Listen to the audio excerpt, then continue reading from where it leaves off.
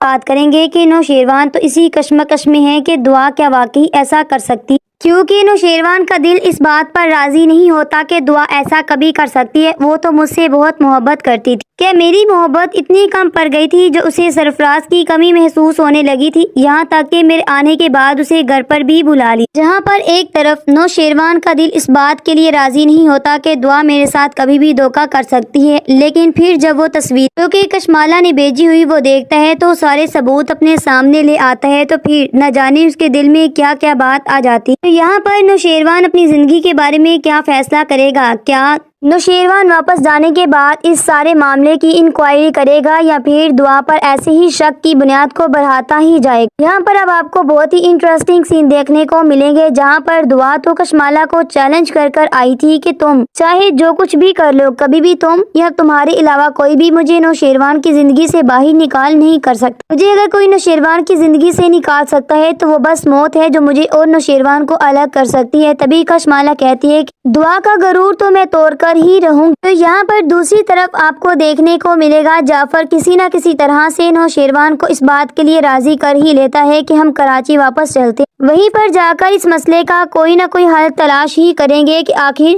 کیا وجہ ہے جس کی وجہ سے یہ سب کچھ ہوا۔ نوشیروان تو راضی ہو ہی جاتا، لیکن جعفر نے نوشیروان کو اتنی مشکل سے اگر راضی کیا ہی تھا تو یہاں پر دعا ایک بہت ہی بڑی پھر سے بیوقوفی کرنے جا رہی ہے، جہاں پر وہ سرفراز کو کہتی آخر تم میرا پیچھا چھوڑ کیوں نہیں دیتے ہو؟ میں تمہارے ساتھ اب کوئی بھی کسی قسم کا تعلق رکھنا چاہتی تو بہتر یہ ہے کہ آج کے بعد تمہیں بھی میرے پیچھے آنے کی بالکل بھی ضرورت نہیں۔ تبھی سرفراز کہتا ہے کہ تمہیں کس نے کہا میں تو تم سے تعلق بڑھانے چاہتا ہوں، تم چاہے ختم کرنا چاہو تو پھر بھی ختم نہیں ہوں، اور اگر تم میری بات نہیں مانو گی تو یقین کرو تمہارے گھر اور تمہارے شوہر کو تمہاری حقیقت میں بتا دوں گا۔ لیکن دعا صرف اپنی بہن کی وجہ سے ڈرتی ہے کہ وہ ماں بننے والی ہے اور ایسا نہ ہو کہ میری وجہ سے میری بہن اپنے بچے کو ہی کھو دے۔ تبھی وہ کہتی ہے کہ آخر تم کیا چاہتے ہو اور تم کب میرا پیچھا چھوڑو؟ سرفراز اب بہت ہی بڑی قیمت کی ڈیمانڈ دعا سے کر لیتا ہے، تبھی کہتا ہے کہ اگر یہ قیمت تم مجھے ادا کر دیتی ہو، یقین کرو کہ میں تمہاری زندگی سے ہمیشہ ہمیشہ کے لیے چلا جاؤں گا اور یہ راز دفن رہے گا، کبھی کسی کو پتہ بھی نہیں چلے گا،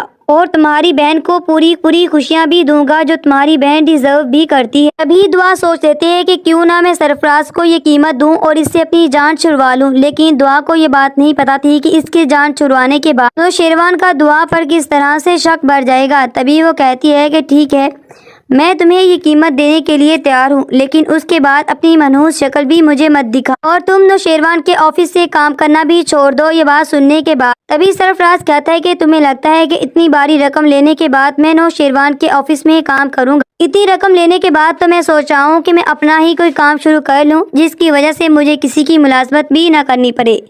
یہ بات سن کر تبھی دعا اسے اب قیمت دینے کو تیار تو ہو جاتی ہے، لیکن دعا اب کسی کو بھی اس کے بارے میں نہیں بتائے گی کہ وہ اتنی باری رقم آخر کس کو دے رہی ہے۔ لیکن جب یہ رقم کی ٹرانزیکشن ہوتی ہے تو نوشیروان کو تو آخر پتہ چلنا ہی ہوتا ہے کہ اتنی بڑی رقم آخر کہاں پر گئی۔ اب جیسے ہی نوشیروان کراچی واپس آ جاتا ہے تو دعا کے ساتھ نوشیروان کا رویہ کافی زیادہ روڈ بھی ہوتا ہے، جسے دیکھ کر دعا کہتی ہے کہ آخر کیا وجہ ہے جس کی وجہ سے نوشیروان کا رویہ اتنا زیادہ برا ہوا ہے، لیکن اسے وجہ تو سمجھ نہیں آتی، نہ ہی وہ سرفراز کے بارے میں سوچ سکتی ہے کہ اس کو سرفراز کے بارے میں پتہ چل گیا ہوگا۔ تبھی دعا نوشیروان سے پوچھتی ہے کہ آپ کا سفر اور آپ کی میٹنگز کیسے رہی، لیکن نوشیروان اسے بہت ہی روکھا سا جواب دیتا ہے کہ اچھی سی ایز یوزول جیسی ہونی چاہیے تھی۔ دعا کہتی ہے کہ کچھ خاص، لیکن نوشیروان کہتا ہے کہ کل بات کریں گے، میں ابھی کافی تھکا ہوا ہوں اور مجھے نیند بھی آ رہی ہے۔ یہ رویہ اب دعا اسے دیکھ کر کہتی ہے کہ آخر نوشیروان کو کیا ہوا ہے، کیا نوشیروان کی طبیعت تو ٹھیک؟ ابھی دعا جا کر نوشیروان کے ماتھے پر جیسے ہی ہاتھ رکھتی ہے تو نوشیروان اس کا ہاتھ پیچھے کر دیتا ہے۔ تبھی کہتے ہیں کیا ہو گیا ہے تمہیں دعا؟ جب میں نے کہا کہ میں بہت تھک چکا ہوں اور مجھے کچھ دیر ریسٹ چاہیے تو مجھے آرام کرنے دو، کیوں تم مجھے ڈسٹرب کر رہی؟ تبھی دعا سائڈ پر ہو جاتی ہے، لیکن اسی سوچ میں گم سوچ رہی ہوتی ہے کہ آخر کیا وجہ ہے، کیا نوشیروان کے ساتھ کچھ ایسا ہوا ہے جو اسے اتنا ڈسٹرب کر رہا ہے کہ اسے میری موجودگی بھی اچھی نہیں آج لگ رہی، ورنہ ادروائز تو نوشیروان ایسا بالکل بھی نہیں کرتے۔ تبھی وہ کہتی ہے کہ ٹھیک ہے، میں صبح انتظار کر لیتی ہوں۔ جب دعا صبح کا انتظار کر رہی ہوتی ہے تو دعا کو کافی سوتے سوتے ہی لیٹ ہو جاتی ہے۔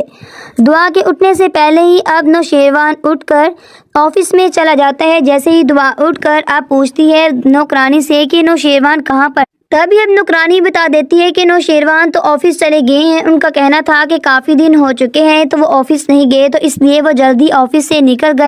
دعا تو بہت ہی حیران ہوتی ہے کہ آخر یہ سب کچھ کیا ہو رہا ہے، مجھے تو کچھ بھی سمجھ نہیں آ رہی۔ اس سے پہلے تو آج تک ایسا کچھ بھی نہیں ہوا تھا، کیونکہ میں جانتی ہوں بہت اچھے طریقے سے کہ کبھی بھی اس طرح سے نوشیروان نے میرے ساتھ تو رویہ اختیار نہیں کیا، چاہے کتنی بھی بڑی پرابلمز ان کی لائف میں کیوں نہ آ جائے۔ تبھی دعا کہتی ہے کہ ٹھیک ہے، اگر وہ مجھ سے مل کر نہیں گئے تو میں ان کے لنچ لے کر ان کے آفس میں ہی چلی جاتی ہوں۔ تبھی دعا اب لنچ لے کر اب نوشیروان کے جیسے ہی آفس میں پہنچتی ہے تو اب وہ سرفراز سے ملنے کے لیے نہیں جاتی بلکہ ڈائریکٹ نوشیروان کے آفس میں جاتی ہے۔ یہ دیکھ کر تبھی نوشیروان بہت حیران ہوتا ہے کہ دعا تو میرے پیچھے ہی آ گئی۔ تبھی کہتا ہے کہ کیا ہوا، آج تمہیں سرفراز سے نہیں ملنا تھا کیا؟ آج تو ڈائریکٹ تم میرے پاس ہی آئی ہو۔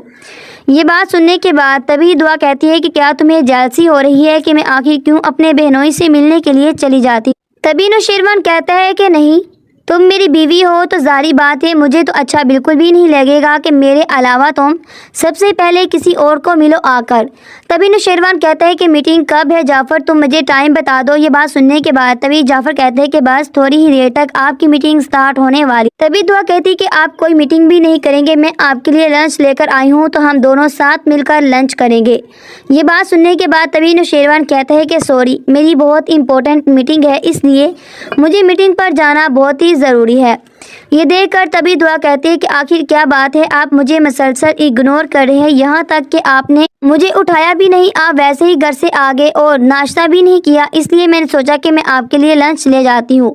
یہ بات سننے کے بعد تبھی نوشیروان کہتا ہے کہ ہو سکتا ہے کہ تمہارا بہنوئی لنچ کے لیے بھوکا ہو، اسے لنچ کروا دو۔ یہ بات سن کر تبھی دعا کہتی ہے کہ آخر کیا ہو گیا ہے آپ کو نوشیروان، اس طرح کی کیوں باتیں کر رہے ہیں آپ، اپنا کمپیریزن سرفراز کے ساتھ کس وجہ سے کر رہے ہیں؟ یہ بات سننے کے بعد تبھی نوشیروان کہتا ہے کہ اس کا جواب تو تم ہی اچھے طریقے سے دے سکتی ہو، اس کا جواب میں تمہیں نہیں دے سکتا۔ لیکن دعا کو تو اس بات کا آئیڈیا بھی نہیں ہوتا کہ وہ سرفراز تو اب آفس چھوڑ چکا ہے اور آفس میں نہیں آیا۔ دعا تو اس سے ملے بغیر ہی چلی جاتی ہے۔ تبھی تو سرفراز کے بارے میں اور نوشیروان کو شک ہو جاتا ہے کہ اگر سرفراز یہاں پر نہیں آیا تو دعا بھی اس سے ملنے کے لیے نہیں گئی۔ اس کا مطلب تو یہی بنتا ہے کہ ان دونوں کا ابھی بھی رابطہ ہے اور سرفراز نے بتایا ہوگا کہ دعا کو وہ آفس چھوڑنے والا ہے۔ آخر وہ آفس آتا بھی تو کیسے آتا، کیونکہ دعا نے اسے اتنی بڑی رقم جو دے دی تھی تو اس کے بعد آفس آنے کی ضرورت بھی کیا آتی۔ اسی طرح نوشیروان اور دعا کے درمیان غلط فہمیاں بڑھتی ہی جاتی ہے، لیکن نوشیروان اپنی غلط فہمی کا اظہار دعا سے نہیں کرتا، کیونکہ سچویشن ہی کچھ اس طرح کی پیدا ہو جاتی ہے کہ ڈائریکٹ ہی اس کو ایسا ہی لگتا ہے کہ جیسے ہی وہ دونوں کے درمیان کوئی نہ کوئی رابطہ تو ضرور ہے، جبکہ دعا تو مکمل طور پر سرفراز سے رابطے ختم کر دیتی ہے۔ لیکن یہاں پر اب سرفراز کا رابطہ کشمالہ کے ساتھ بھی ہو جاتا ہے، جس کی وجہ سے دعا کی زندگی ایک دفعہ سے پھر بہت ہی اجیرن بھی آ جاتی ہے۔ تبھی یہ دیکھ کر بہت ہی زیادہ دعا پریشان ہو جاتی ہے کہ آخر میرے ساتھ کیا ہو رہا ہے۔ تبھی وہ کہتی ہے سرفراز سے کہ تم نے مجھے اتنی باری قیمت مانگی، میں نے تمہیں دے دی، لیکن اس کے بعد بھی تم اس طرح سے میرے ساتھ کر رہے ہو، یہ سب کچھ کرنا تمہارا بنتا تو نہیں ہے۔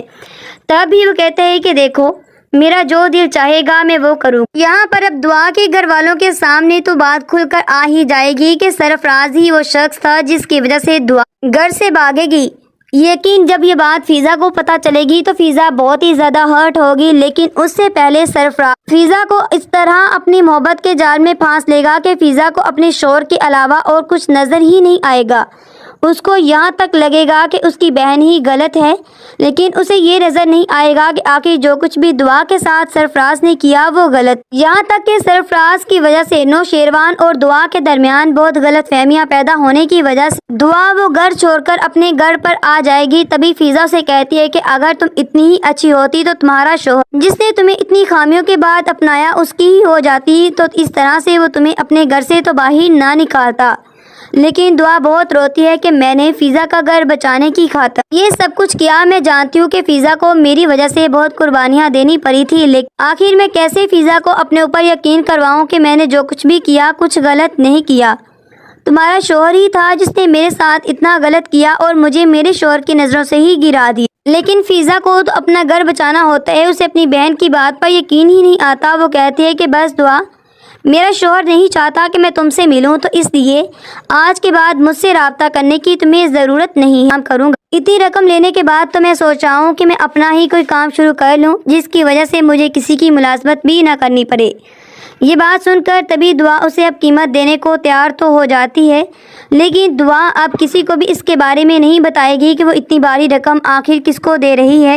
لیکن جب یہ رقم کی ٹرانزیکشن ہوتی ہے تو نوشیروان کو تو آخر پتہ چلنا ہی ہوتا ہے کہ اتنی بڑی رقم آخر کہاں پر گئی۔ اب جیسے ہی نوشیروان کراچی واپس آ جاتا ہے تو دعا کے ساتھ نوشیروان کا رویہ کافی زیادہ روڈ بھی ہوتا ہے، جسے دیکھ کر دعا کہتی ہے کہ آخر کیا وجہ ہے جس کی وجہ سے نوشیروان کا رویہ اتنا زیادہ برا ہوا ہے۔ لیکن اسے وجہ تو سمجھ نہیں آتی، نہ ہی وہ سرفراز کے بارے میں سوچ سکتی ہے کہ اس کو سرفراز کے بارے میں پتہ چل گیا ہوگا۔ تبھی دعا نوشیروان سے پوچھتی ہے کہ آپ کا سفر اور آپ کی میٹنگز کیسے رہی، لیکن نوشیروان اسے بہت ہی روکھا سا جواب دیتا ہے کہ اچھی سی ایز یوزول جیسی ہونی چاہیے تھی۔ دعا کہتی ہے کہ کچھ خاص